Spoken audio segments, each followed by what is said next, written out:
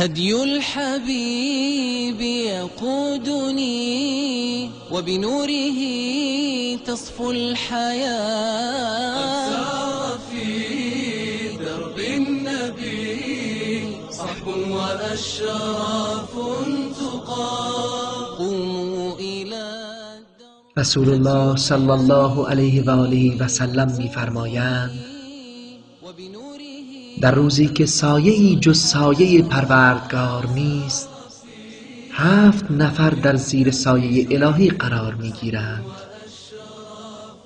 و یکی از آنها مردی است که مخفیانه صدقه می‌دهد، به گونه‌ای که دست چپش از آنچه دست راستش داده با خبر نمی‌شود. الدرب المضيء نسمو ونرقى في علا ونعانق العيش الهني. نحيا ونرشف من شذا نحيا ونرشف من شذا